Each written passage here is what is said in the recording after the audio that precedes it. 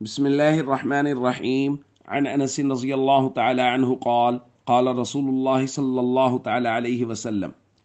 كل بني آدم خطاء وخير الخطائين التوابون.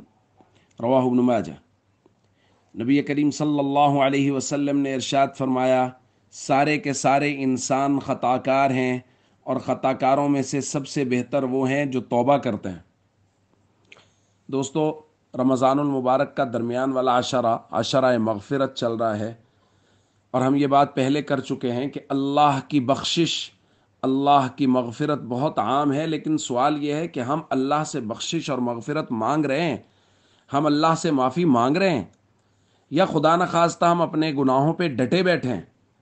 کیوں یہ بات تو طے شدہ ہے کہ ہر انسان سے غلطی ہونی ہی ہونی ہے، سوائے انبیاء کرام کے۔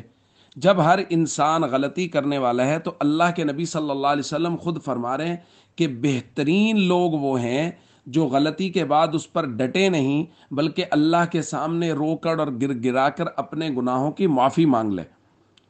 تو دوستو، ہمیں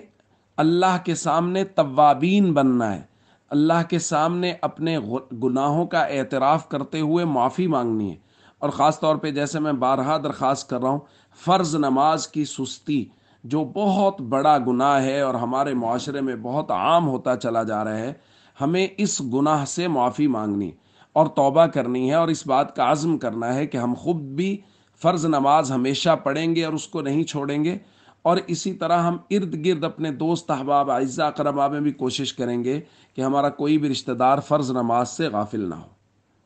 السلام علیکم ورحمۃ اللہ وبرکاتہ۔